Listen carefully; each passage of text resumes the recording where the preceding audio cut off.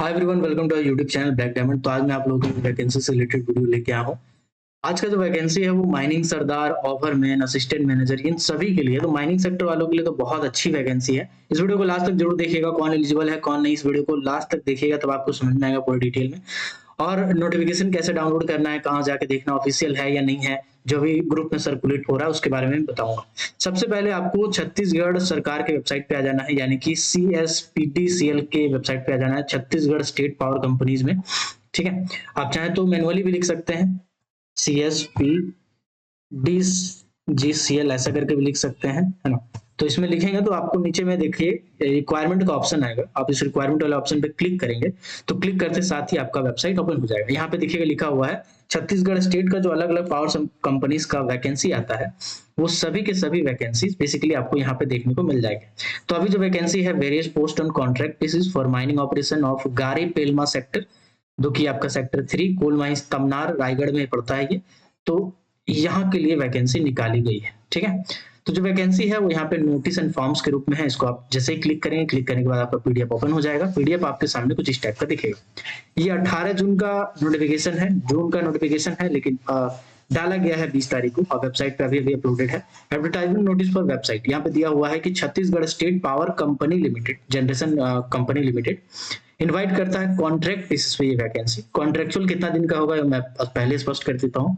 देखिए 3 साल का आपका कॉन्ट्रैक्ट पीरियड रहेगा और ये एक्सटेंड होगा। जैसे ये 3 साल खत्म होगा वो आपका एक्सटेंड होगा परफॉर्मेंस को देखते हुए और रिक्वायरमेंट को देखते हुए, और ये एक्सटेंड होते होते 10 साल तक जाएगा। 10 साल के बाद आपका एक्सटेंड नहीं होगा, ये साफ साफ लिख दिया गया है। ठीक है, 3 साल का कॉन्ट्रेक्चुअल है, 10 साल एक अच्छा पीरियड होता है। इतना एक्सपीरियंस लेने के बाद आप कहीं भी खाली नहीं बैठेंगे, ये चीज देखने को ऐसा लगता है। ठीक है, तो बेसिकली आप इस पोस्ट के लिए जरूर अप्लाई कीजिएगा। आप कौन कौन से पोस्ट का वैकेंसी है वो मैं बता देता हूँ।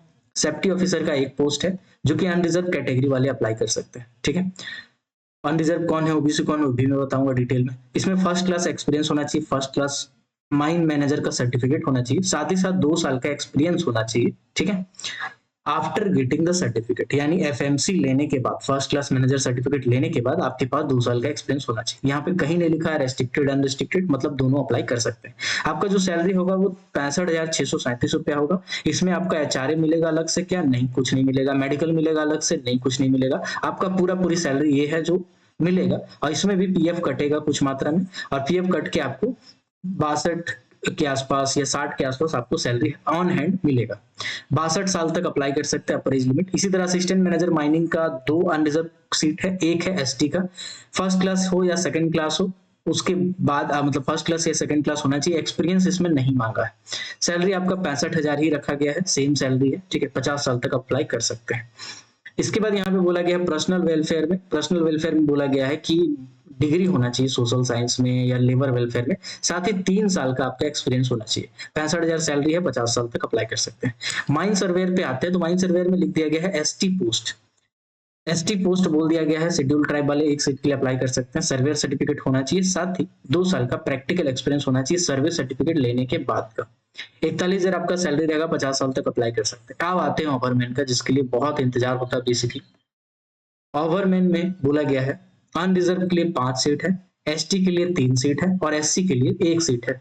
कौन अप्लाई कर सकते हैं? जिन्होंने डिप्लोमा इन माइनिंग किया है 3 साल का, इसके बाद आपका एक्सपीरियंस हो, with experience coal mining field में, वैलिड जीटी हो, वैलिड फर्स्ट एड हो। ठीक है, मतलब पीडीपीटी भी अगर आप किए हैं ना तो भी काउंट कर दिया जाएगा इसको एक्सपीरियंस में। इसमें लिखा नहीं है कितने साल का, जितना एक्सपीरियंस उतना अच्छा बेनिफिट आपको होने वाला है। हालांकि ओवरमैन सर्टिफिकेट के लिए यहाँ पे सिर्फ आपका डिप्लोमा प्लस पीडीपीटी भी इनफ होगा, आप अप्लाई कर सकते हैं। 37,600 रुपये आपका सैलरी है, और इसमें एचआर वगैरह कुछ अलग से नहीं मिलेगा। इसमें ऑल कटेगा पीएफ, तो मान के चलिए 32-33 के आसपास आपको कट छट के ऑन हैंड मिलेगा। 50 साल तक अप्लाई कर सकते हैं। फिर आते हैं शॉर्ट फायरर के लिए। शॉर्ट फायरर में टोटल 1 पोस्ट का वैकेंसी है जो कि शेड्यूल्ड ट्राइब वालों के लिए है। इसमें बोला गया है डिप्लोमा इन माइनिंग आपका होना चाहिए, साथ ही साथ इसके बाद आपका ओवरमैन का एक्सपीरियंस सर्टिफिकेट होना चाहिए, है ना। तो ये अगर आप एक्सपीरियंस भी लिए हैं, मतलब पीडीपीटी भी लिए हैं, तो भी आप यहाँ पे अप्लाई कर सकते हैं। लेकिन आपके माइंड में शॉर्ट फायरिंग वाला काम होना चाहिए, ये चीज आप ध्यान दीजिएगा, तब आप अप्लाई कर सकते हैं। तो ये वाला 37,000 रुपये आपको पेमेंट दिया जाएगा, 50 साल तक अप्लाई कर सकते हैं। इसके बाद आते हैं माइनिंग सरदार का। इसमें टोटल 3 सीट है एसटी कैटेगरी का, इसमें बोला गया है कि माइनिंग सरदार का सर्टिफिकेट होना चाहिए, तो माइनिंग सरदार का सर्टिफिकेट होना चाहिए, ठीक है। बेसिकली इसमें ओवरमैन वाले जनरली अप्लाई नहीं कर सकते, तो माइनिंग सरदार सर्टिफिकेट होल्डर होने चाहिए, है ना। Higher DGMS certificate holder are also eligible, sorry बता दिया गया है, पिछली बार क्या था, ऐसा था कि नहीं अप्लाई कर सकते थे, बट यहाँ पे बोल दिया गया कि आप अप्लाई कर सकते हैं, मतलब ओवरमैन हो सेकंड क्लास को अप्लाई कर सकते हैं। पिछले बार वाला से नियम इस बार चेंज किया गया है। 37,000 आपका सैलरी होगा, 50 साल तक अप्लाई कर सकते हैं, ठीक है। इसके बाद आते हैं मैगजीन क्लर्क का, जो कि एक्सक्लूसिव वाला है, ठीक है। मैगजीन क्लर्क एक्सक्लूसिव में बोला गया एक सीट अनरिजर्व कैटेगरी का होगा, एसटी कैटेगरी का एक सीट होगा।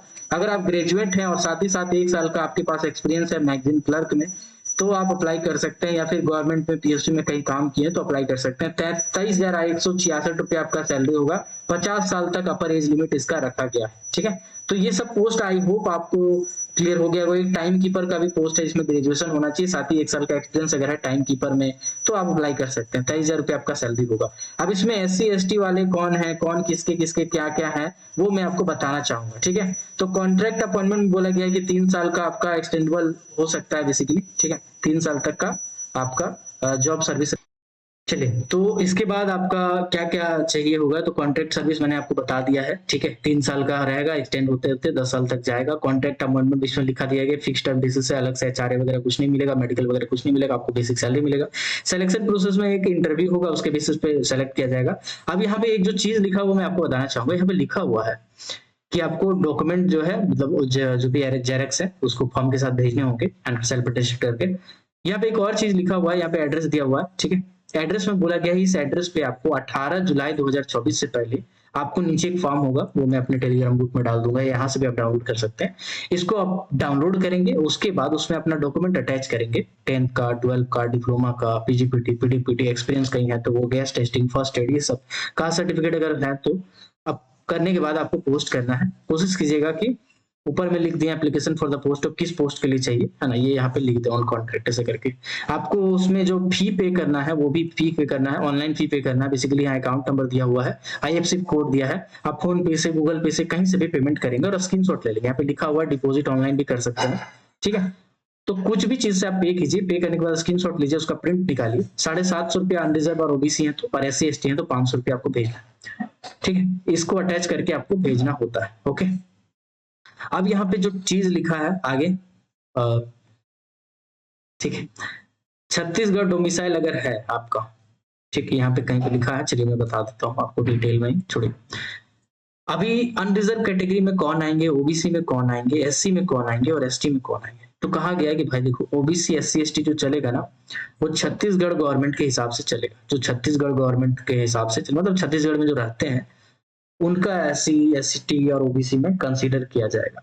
बाकी जो होंगे उनको जनरल में किया जाएगा। उसमें भी बोला गया है जनरल में सिर्फ उन्हीं को वही भर सकते हैं, उन्हीं पोस्ट में भर सकते हैं जो पोस्ट असिस्टेंट मैनेजर माइनिंग का हो, सेफ्टी ऑफिसर का हो, पर्सनल वेलफेयर ऑफिसर का हो। मतलब अगर ओवरमैन वाले हैं आप, बाहर स्टेट के हैं तो आप इस फॉर्म को नहीं भर सकते। अगर माइनिंग सरदार वाले हैं, बाहर स्टेट के हैं तो इस फॉर्म को आप नहीं भर सकते, ठीक है। अगर मैगजीन वाला फॉर्म भरना चाहते हैं, बाहर स्टेट के हैं, आप इस फॉर्म को नहीं भर सकते। शॉर्ट फायर वाले हैं तो नहीं भर सकते। आप बेसिकली असिस्टेंट मैनेजर है, बाहर वाले हैं तो अनरिजर्व कैटेगरी में भर सकते हैं। सेफ्टी ऑफिसर है, बाहर वाले हैं तो अनरिजर्व कैटेगरी में भर सकते हैं। पर्सनल या वेलफेयर ऑफिसर है तो अनरिजर्व कैटेगरी में भर सकते हैं। बाकी आपको जो मैंने बताया, आई होप आपको स्पष्ट हो गया होगा, ठीक है। चलिए, यहाँ तक क्लियर हो गया पूरा डिटेल में।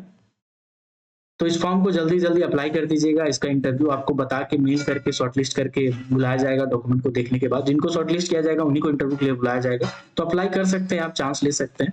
बाकी डिटेल मैंने बता दिया। आई होप ये वीडियो आपके काम का होगा। वीडियो देख लिए हैं अभी तक तो वीडियो को एक लाइक जरूर ठोक दीजिएगा और कमेंट सेक्शन में अपना कमेंट बरसाइए। मिलते हैं अगले किसी और वीडियो में किसी और टॉपिक के साथ। तब तक के लिए keep watching, keep supporting, till then Jai Hind.